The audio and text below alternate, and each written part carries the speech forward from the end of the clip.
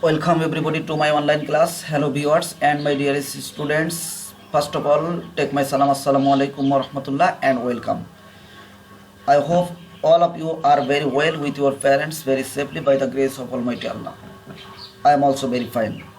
Dear students, today I am Masum Billah, lecturer in English, Mojid Jarina Foundation School and College. Today I would like to give you a class on English second paper. Today's topic is sentence part 1। প্রিয় শিক্ষার্থীবৃন্দ, আশা করি তোমরা ভালো আছো। আমিও আল্লাহ পাকের মেহেরবানিতে ভালো আছি। প্রিয় শিক্ষার্থীবৃন্দ, আজকে তোমাদের আমি যে বিষয়টি নিয়ে ক্লাস নেব সেটি হলো সেন্টেন্স। তো তোমরা নিশ্চয়ই সেন্টেন্সের সংজ্ঞা জানো। তো আমি আজকে তোমাদেরকে যেই বিষয়টা আলোচনা করব, তোমরা চেষ্টা করবে সেই প্রত্যেকটা বিষয় তোমাদের খাতায় লিখবে এবং কিভাবে প্রশ্ন হবে, কিভাবে আমাদের আনসার করতে হবে এবং সেন্টেন্স নিয়ে আমাদের কত বেশি আলোচনা আছে সেগুলো নিয়ে আমি তোমাদের আলোচনা করব। তো প্রথমেই তোমাদের বলি, আমাদের আজকে তোমরা স্ক্রিনে দেখতে পাচ্ছ সেন্টেন্স নিয়ে আলোচনা আছে। এই সেন্টেন্স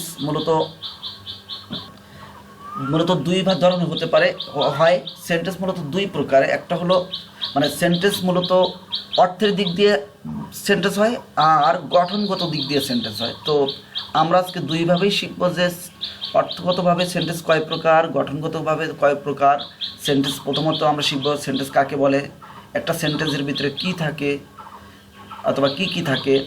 এরপরে সেন্টেন্সের প্রকারভেদ শিখব। তো প্রথমে আমরা শিখব কি সেন্টেন্স কাকে বলে, দ্বিতীয়ত শিখব একটি সেন্টেন্সের কয়টি পার্ট থাকে, তৃতীয়ত সেন্টেন্স কয় প্রকার। এরপরে আমরা সেন্টেন্সের প্রকারভেদগুলো আমাদের বিস্তারিত আলোচনা শিখব, তার স্ট্রাকচার শিখব, কোন সেন্টেন্সটা দেখলে আমরা বুঝতে পারবো যে এইটি এই প্রকারের সেন্টেন্স।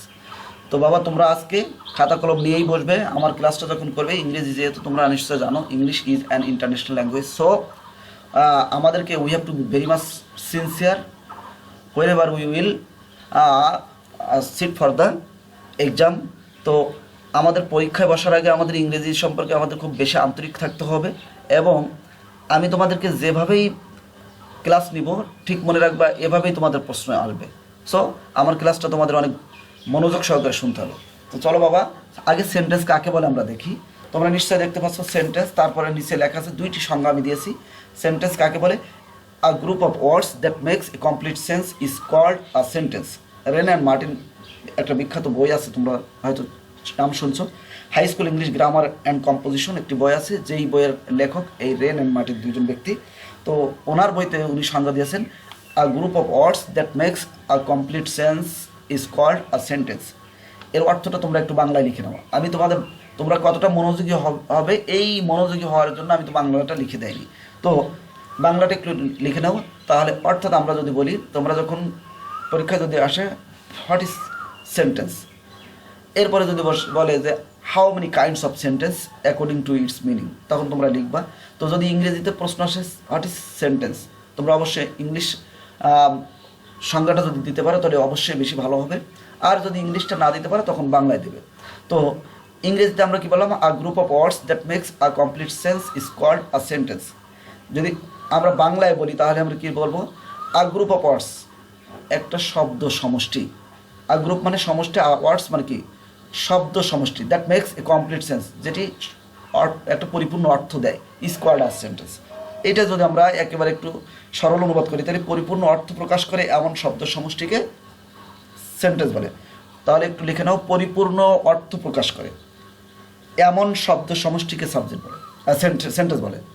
পরিপূর্ণ অর্থ প্রকাশ করে এমন শব্দ সমষ্টিকে সেন্টেন্স বলে। আমি আবারও বলছি, পরিপূর্ণ অর্থ প্রকাশ করে এমন শব্দ সমষ্টিকে সেন্টেন্স বলে। তোমরা অন্যভাবে লিখতে পারো যে এক বা একাধিক ওয়ার্ড পাশাপাশি বসে যদি অর্থপূর্ণ মনের ভাব প্রকাশ করে তবে তাকে সেন্টেন্স বলে, সেন্টেন্স বা বাক্য। তাহলে সেন্টেন্স অর্থ কি, বাক্য। তাহলে এক বা একাধিক ওয়ার্ড পাশাপাশি বসে যদি অর্থপূর্ণ মনের ভাব প্রকাশ করে তবে তাকে কি বলে, সেন্টেন্স বলে। ক্লিয়ার। দ্বিতীয় নম্বর সংজ্ঞা আছে, a sentence is a group of words that express is complete thought. ওই একই কথা আমরা ভিন্নভাবে বলতে পারি। এরপরে একটি সেন্টেন্সের ভিতরে কয়টি অংশ থাকে, নিশ্চয়ই তোমরা স্ক্রিনে দেখতে পাচ্ছ, সাবজেক্ট অ্যান্ড প্রেডিকেট। একটা সেন্টেন্সে অবশ্যই কি থাকবে, দুইটি অংশ থাকবে। একটাকে বলা হয় সাবজেক্ট মানে উদ্দেশ্য, আরেকটিকে বলা হয় প্রেডিকেট মানে বিধেয়, উদ্দেশ্য এবং বিধেয়। এবার সাবজেক্ট কাকে বলে আমরা একটু দেখি। The part which names the person or things we are speaking about is called the subject of the sentence. Wren and মার্টিনের কথা। তাহলে the part which names the person or things we are speaking about is called the subject of the sentence. অর্থাৎ যে ব্যক্তি বা বস্তু সম্পর্কে বাক্যে বলা হয় তাকে সাবজেক্ট বলে। তাহলে দ্য পার্ট যে অংশ, দ্য পার্ট মানে অংশ, হুইচ নেমস দ্য পার্সন যার অর্থ দেখি একজন ব্যক্তি অর থিংস অথবা ব্যক্তি অথবা বস্তু, উই আর স্পিকিং অ্যাবাউট যার সম্পর্কে আমরা বলছি, is called the subject of the sentence তাকেই বলা হয় কি সেন্টেন্সের সাবজেক্ট। অর্থাৎ যে ব্যক্তি বা বস্তু সম্পর্কে বাক্যে বলা হয়, যে বস্তু বা ব্যক্তি সম্পর্কে, অথবা বলতে পারে যে ব্যক্তি বা বস্তু সম্পর্কে বাক্যে বলা হয় তাকে কি বলে সাবজেক্ট বলে। রেন অ্যান্ড মার্টিনের কথা। আমরা যদি পিকেডি সরকার, তোমরা হয়তো নাম শুনছো, পিকেডি সরকারের উনি বলছেন যার সম্বন্ধে বা যাকে উদ্দেশ্য করে বাক্যে কিছু বলা হয় তাই হলো কি সাবজেক্ট। যার সম্বন্ধে বা যাকে উদ্দেশ্য করে বাক্যে কিছু বলা হয় তাই হলো সাবজেক্ট। আমি তোমাদেরকে উদাহরণের সময় আমি বলে দিব যে কীভাবে আমরা বলব। প্রেডিকেট কাকে বলে? The part which tells something about the subject is called the predicate of the sentence. Predicate কাকে বলে? যে অংশ সাবজেক্ট সম্পর্কে বলে তাকে কি বলবো? প্রেডিকেট। অর্থাৎ যে অংশটা সাবজেক্ট সম্পর্কে বলবে সেই অংশটা হলো প্রেডিকেট।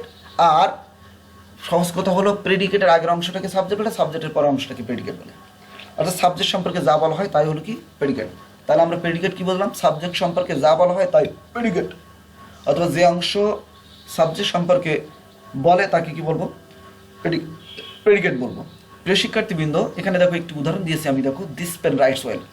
এখানে আমি লাল অংশটিকে মনে করবো আমরা সাবজেক্ট, ভার্বের আগের অংশটাকে বলা হবে সাবজেক্ট, আর সাবজেক্টের পরের অংশ ভার্ব সহ বাকি অংশকে বলা হবে প্রেডিকেট। তাহলে আমরা বলবো কি? তাহলে আমরা সাবজেক্ট কাকে বলে? যার সম্বন্ধে বা যার সম্পর্কে অথবা সম্বন্ধে বা যাকে উদ্দেশ্য করে কিছু বলা হবে। তাহলে এই রাইটস ওয়েল ভালো লেখে কার সম্বন্ধে বলা হচ্ছে? দিস পেন সম্পর্কে বলা হচ্ছে। তাহলে দিস পেনটা সাবজেক্ট, আর সাবজেক্ট সম্পর্কে যা কিছু বলা হবে সেটি হলো কি প্রেডিকেট। প্রিয় শিক্ষার্থীবৃন্দ, এবার তোমরা দেখতে পাচ্ছ কাইন্ডস অফ সেন্টেন্স। এখানে লেখা আছে দেখো, sentence is of 5 kinds according to its meaning. অর্থের দিক দিয়ে বাক্য 5 প্রকার। যদি বলে how many kinds of sentence according to its meaning, অর্থের দিক দিয়ে সেন্টেন্স কয় প্রকার? তোমরা মনে রাখবা যে sentence is of 5 kinds according to its meaning. অর্থের দিক দিয়ে সেন্টেন্স কয় প্রকার? 5 প্রকার। নিশ্চয় দেয়ার, সেগুলো কি? Assertive sentence, interrogative sentence, imperative sentence, objective sentence and exclamative sentence. তো অ্যাসার্টিভ সেন্টেন্স কাকে বলে? বিবৃতিমূলক বা বর্ণনামূলক সেন্টেন্স। ইন্ট্রোগেটিভ সেন্টেন্স কি? প্রশ্নবোধক বাক্য। তাহলে অ্যাসার্টিভ সেন্টেন্স বিবৃতিমূলক বাক্য। ইন্ট্রোগেটিভ সেন্টেন্স মানে কি? প্রশ্নবোধক বাক্য। ইম্পারেটিভ সেন্টেন্স মানে কি? অনুজ্ঞাসূচক বাক্য। অবজেক্টিভ সেন্টেন্স মানে কি? দোয়া বা প্রার্থনা সূচক বাক্য। এক্সক্লামেটরি সেন্টেন্স মানে কি? বিস্ময়সূচক বাক্য। প্রিয় শিক্ষার্থীবৃন্দ, তাহলে আমরা এখানে শিখলাম সেন্টেন্স কাকে বলে। আমরা একেবারে সহজ কথা বললে এক বা একাধিক ওয়ার্ড পাশাপাশি বসে যদি অর্থপূর্ণ মনের ভাব প্রকাশ করে তবে তাকে সেন্টেন্স বলে। রেন অ্যান্ড মার্টিনের ভাষায় আমরা বলতে পারি পরিপূর্ণ অর্থ প্রকাশ করে এমন বাক্যকে, এমন শব্দ সমষ্টিকে সেন্টেন্স বলে। পরিপূর্ণ অর্থ প্রকাশ করে এমন শব্দ সমষ্টিকে সাবজেক্ট বলে, এই সেন্টেন্স বলে। পরিপূর্ণ অর্থ প্রকাশ করে এমন শব্দ সমষ্টিকে সেন্টেন্স বলে। আর সাবজেক্ট কাকে বলে?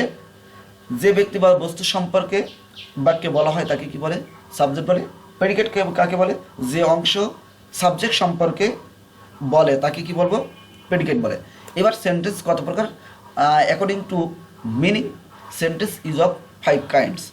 অর্থের দিক দিয়ে কয় প্রকার? সেন্টেন্স 5 প্রকার। Assertive sentence, interrogative sentence, imperative sentence, objective and exclamatory. প্রিয় শিক্ষার্থীবৃন্দ, আমরা আরেকটি পেজ দেখব। এখানে বলছে দেখো, এই স্ক্রিনে তোমরা নিশ্চয়ই দেখতে পাচ্ছ কাইন্ডস অফ সেন্টেন্স। এখানে বলা হয়েছে sentence is of 3 kinds according to its structure. গঠনগত দিক দিয়ে বাক্য কত প্রকার? 3 প্রকার। তাহলে আমি যদি প্রশ্ন করি যে how many kinds of sentence according to its structure, গঠনগত দিক দিয়ে সেন্টেন্স কয় প্রকার? তোমরা নিশ্চয়ই বলবে গঠনগত দিক দিয়ে সেন্টেন্স হলো 3 প্রকার। যদি বলি how many kinds of sentence according to its meaning, অর্থের দিক দিয়ে সেন্টেন্স কয় প্রকার? অবশ্যই বলবে অর্থের দিক দিয়ে সেন্টেন্স হলো 5 প্রকার। তাহলে গঠনগত দিক দিয়ে সেন্টেন্স 3 প্রকার। কী কী আমরা দেখি? সিম্পল সেন্টেন্স, যাকে বলে সরল বাক্য। Simple sentence, complex sentence and compound sentence. তাহলে সিম্পল মানে কি? সরল বাক্য। কমপ্লেক্স সেন্টেন্স মানে কি? জটিল বা মিশ্র বাক্য। কম্পাউন্ড সেন্টেন্স মানে কি? যৌগিক বাক্য। তাহলে সিম্পল সেন্টেন্স মানে কি? সরল বাক্য। কমপ্লেক্স সেন্টেন্স মানে কি? যৌগিক জটিল বা মিশ্র। কমপ্লেক্স সেন্টেন্স মানে জটিল বা মিশ্র, আর কম্পাউন্ড মানে কি যৌগিক। কম্পাউন্ড সেন্টেন্স মানে যৌগিক বাক্য। এবার আসি আমরা বাবা অ্যাসার্টিভ সেন্টেন্সের আমরা সংজ্ঞা দেখি। অ্যাসার্টিভ সেন্টেন্স কাকে বলে? The sentence that gives a simple statement is called an assertive sentence. তাহলে সিম্পল সেন্টেন্স কাকে বলে? সিম্পল মানে কি একেবারে সরল সরল একটি স্টেটমেন্ট বিবৃতি দেবে। সহজ কথা হলো যেই সেন্টেন্স দ্বারা একেবারেই সরল বিবৃতি প্রদান করে তাকে কি বলে? অ্যাসার্টিভ সেন্টেন্স বলে। যেই সেন্টেন্স দ্বারা সরল বিবৃতি প্রদান করে তাকে কি বলা হবে? অ্যাসার্টিভ সেন্টেন্স বলা হবে। যে সেন্টেন্স দ্বারা কোনো বিবৃতি প্রকাশ পায়, যে সেন্টেন্স দ্বারা কোনো সরল বিবৃতি প্রকাশ পায় তাকে কি বলা হয়? অ্যাসার্টিভ সেন্টেন্স বলে। এবার আমরা উদাহরণে আসি। এক্সাম্পল কি বলে? Ramim is I student of class 6। Ramim ক্লাসের 6ষ্ঠ শ্রেণীর একজন শিক্ষার্থী। হি গোজ টু স্কুল এভরিডে। প্রিয় শিক্ষার্থীবৃন্দ, এখন তোমাদের পরীক্ষায় কীভাবে প্রশ্ন আসবে? হয়তো একটি প্যাসেজ মতো আকারে দেওয়া থাকলো, দিয়ে বললো যে Ramim is I student of class 6 here. এই সেন্টেন্সটা what kind of sentence is this? এই সেন্টেন্সটি কোন প্রকার সেন্টেন্স? তাহলে তোমাকে বলতে হবে এটি অ্যাসার্টিভ সেন্টেন্স। এবার যদি বলি কীভাবে আমি অ্যাসার্টিভ সেন্টেন্স বুঝতে পারবো? প্রিয় শিক্ষার্থীবৃন্দ, অ্যাসার্টিভ সেন্টেন্সের স্ট্রাকচার দেখো, আমি লিখে দিয়েছি। স্ট্রাকচার হলো subject plus verb plus extension. Subject plus verb plus extension. যদি কোনো বাক্যে আমরা সাবজেক্ট পাই, তারপরে ভার্ব পাই প্লাস এক্সটেনশন পাই, তাহলে অবশ্যই ওই বাক্যটিকে বলবো আমরা অ্যাসার্টিভ সেন্টেন্স। দেখো রামিম হলো সাবজেক্ট, ভার্ব হলো ইজ, স্টুডেন্ট অফ ক্লাস 6 এটি হলো আমাদের এক্সটেনশন মানে অতিরিক্ত অংশ। আমরা নট বলবো কি subject plus verb plus object বলা যাবে না, কিন্তু সব জায়গায় subject plus verb plus object হয় না। এমন হয় subject plus verb plus adjective হতে পারে, subject plus verb plus adverb হতে পারে, subject plus verb plus object হতে পারে। সো আমরা কি বলবো? ভার্বের পরে যে অংশটা থাকে তাকে আমরা বলবো এক্সটেনশন মানে অতিরিক্ত অংশ। তাহলে subject plus verb plus extension যদি কোনো বাক্যে পাই, তাহলে সেই বাক্যটিকে বলবো আমরা অ্যাসার্টিভ সেন্টেন্স। প্রিয় শিক্ষার্থীবৃন্দ, তোমরা নিশ্চয় জানো যে অ্যাসার্টিভ সেন্টেন্স কিন্তু আবার দুই প্রকার। একটা হলো অ্যাফার্মেটিভ, একটি হলো নেগেটিভ, অর্থাৎ একটা হ্যাঁ বোধক আর একটি না বোধক। তো Ramim is a student of class 6 এই বাক্যটি কিন্তু আমাদের একটু অ্যাফার্মেটিভ সেন্টেন্স। যদি বলতাম হি গোজ টু স্কুল এভরিডে, সে প্রতিদিন স্কুলে যায়, তাহলে এই হি গোজ টু স্কুল এভরিডে এই বাক্যটি কিন্তু কি একটা অ্যাসার্টিভ সেন্টেন্স। কারণ কি হিটা সাবজেক্ট, গোজটা কি ভার্ব, আর টু স্কুল এভরিডে এটি কিন্তু সম্পূর্ণ কি এক্সটেনশন। আর এই টু স্কুল এভরিডে এই এর নিচে যদি দাগ দিয়ে বলতাম এটা কোন প্রকার পার্টস অফ স্পিচ, আমরা নিশ্চয় বলতাম অ্যাডভার্ব। এই টু স্কুল এভরিডে হলো অ্যাডভার্বিয়াল ফ্রেজ একটা। ওকে, এবার আসি আমরা ইন্টারোগেটিভ সেন্টেন্স। ইন্টারোগেটিভ সেন্টেন্স অর্থ কি? প্রশ্নবোধক বাক্য। প্রশ্নবোধক বাক্য আমরা কি কাকে বলবো? The sentence that ask questions. The sentence that ask questions is called an interrogative sentence. যেই সেন্টেন্স দ্বারা প্রশ্ন জিজ্ঞাসা করা হয় তাকে কি বলবো? প্রশ্নবোধক বাক্য বলবো। যে সেন্টেন্স দ্বারা প্রশ্ন জিজ্ঞাসা করা হয় তাকে কি বলবো? প্রশ্নবোধক বাক্য বলবো। এক্সাম্পলস কি আছে? Ramim did you go to school yesterday? Ramim গতকালকে তুমি কি স্কুলে গিয়েছিলে? Did you have any problem? তোমার কি কোনো সমস্যা আছে? এরপরে দেখো লেখা আছে, আরও উদাহরণ আছে, why have you come to late? কেন তুমি দেরিতে এসেছো? When do you get up in the morning? কখন তুমি সকালে ঘুম থেকে ওঠো? প্রিয় শিক্ষার্থীবৃন্দ, এইখানে তোমাদের আমি একটু বলি, প্রশ্নবোধক বাক্য দুইভাবে গঠিত হয়। প্রশ্নবোধক বাক্য কয়ভাবে গঠিত হয়? দুইভাবে গঠিত হয়। একটি হলো অক্সিলিয়ারি ভার্বগুলো বাক্যের শুরুতে বসে, আরেকটি হলো ডাবলএস কোশ্চেন বাক্যের শুরুতে বসে। আমি আবারও বলছি, প্রশ্নবোধক বাক্য শুরু হয় দুইভাবে। একটি হলো অক্সিলিয়ারি ভার্বগুলো বাক্যের শুরুতে বসে, আরেকটি হলো ডাবলএস কোশ্চেন বাক্যের শুরুতে বসে। এখন অক্সিলিয়ারি ভার্ব তোমাদের যখন আমি ভার্ব নিয়ে আলোচনা করবো তখন তোমাদের নিশ্চয়ই আমি চেষ্টা করবো বোঝানোর যে অক্সিলিয়ারি ভার্ব কারা। Auxiliary verb is of two kinds. একটা হলো প্রাইমারি অক্সিলিয়ারি আর একটা হলো মডাল অক্সিলিয়ারি। প্রাইমারি অক্সিলিয়ারিগুলো এবং মডাল অক্সিলিয়ারি এর যে কোনো একটি যদি বাক্যের শুরুতে বসে তাহলে ওইটি হবে কি ইন্টারোগেটিভ সেন্টেন্স। ডাবলএস কোশ্চেন কারা? What, when, where, why, how, whom, who, which, whose. আমি সেগুলো তোমাদের পরে আলোচনা করব। প্রিয় শিক্ষার্থীবৃন্দ, এখন দেখা যাক আমি স্ট্রাকচার কি বলেছি? Auxiliary verb plus noun pronoun plus main verb plus extension plus প্রশ্নবোধক চিহ্ন। এই স্ট্রাকচার মনে রাখতে হবে। এখন অক্সিলিয়ারি ভার্ব দেখো, আমার আমি এখানে দেখো ডিডটা কি অক্সিলিয়ারি ভার্ব, এরপর ইউটা কি নাউন অথবা প্রোনাউন, এবার গোটা কি মেইন ভার্ব, টু স্কুল স্টার্টে এগুলো কি এক্সটেনশন। তাহলে এটি কি ইন্টারোগেটিভ সেন্টেন্স। আমাদের কি অক্সিলিয়ারি ভার্ব বাক্যের শুরুতে বসছে। পরের সেন্টেন্সটায় did you have any problem? তোমার কি কোনো সমস্যা ছিল? এই ডিডটা অক্সিলিয়ারি ভার্ব, ইউটা কি প্রোনাউন, হ্যাভটা কি মেইন ভার্ব, আর এনি প্রবলেমটা কি এক্সটেনশন। পরের সেন্টেন্স দেখো, পরে উদাহরণ আমি আরেকটা দিয়েছি দেখো স্ট্রাকচারে WH question plus auxiliary verb WH question plus auxiliary verb plus noun pronoun plus main verb plus extension plus প্রশ্নবোধক চিহ্ন। প্রশ্নবোধক বাক্যে অবশ্যই কিন্তু সর্বশেষ প্রশ্নবোধক চিহ্ন থাকতে হবে, এই বিষয়টি তোমাদের খেয়াল রাখতে হবে। তাহলে ডাব্লিউএস কোশ্চেন দেখো এখানে থেকে হোয়াইটা কি ডাব্লিউএস কোশ্চেন আমি বলেছি what, when, where, why, how, whom, who, which, whose. তাহলে কি what, when, where, why, how, whom, which, whose, এই 10টি হলো কি ডাব্লিউএস কোশ্চেন। আমি এ নিয়ে বিস্তারিত তোমাদের আলোচনা করব। এই ডাব্লিউএস কোশ্চেন এরপর কি অক্সিলিয়ারি ভার্ব, দেখো ডাব্লিউএস কোশ্চেন হয় আছে, হ্যাভ আছে, এরপর ইউটা কি প্রোনাউন, এরপর কামটা কি মেইন ভার্ব, টু লেটটা এক্সটেনশন, আবার হোয়েনটা ডাব্লিউএস কোশ্চেন, ডুটা অক্সিলিয়ারি ভার্ব, আর ইউটা কি প্রোনাউন, গেট আপটা মেইন ভার্ব, আর ইন দ্য মর্নিংটা হলো কি এক্সটেনশন। সো আমরা স্ট্রাকচারে কিন্তু পড়ছে। তারপরে 3 নম্বর structure WH question plus main verb plus extension. এই ডাব্লিউএস কোশ্চেন কিছু বাক্য থাকবে যেখানে ডাব্লিউএস কোশ্চেনের পরে মেইন ভার্ব বসবে, এরপর এক্সটেনশন। আমি যদি বলি কি হু প্লেস ক্রিকেট অথবা হু প্লে ক্রিকেট, এই হুর পরে যদি ভার্বটা যদি সিঙ্গুলার হয় তাহলে মনে রাখবে এই হু বলতে কে কে ক্রিকেট খেলে। যদি বলতাম হু প্লে ক্রিকেট তাহলে কে কে ক্রিকেট খেলে অথবা কারা ক্রিকেট খেলে, তাহলে এই হুটা হলো ডাব্লিউএস কোশ্চেন, প্লেসটা কি মেইন ভার্ব, ক্রিকেটটা এক্সটেনশন। আরও একটি বাক্য লিখেছি দেখো হোয়াট ইজ ইউর ফাদার, তোমার বাবা কি করেন, এই হোয়াটটা ডাব্লিউএস কোশ্চেন, ইজটা অক্সিলিয়ারি ভার্ব, ইউর ফাদারটা কি এক্সটেনশন।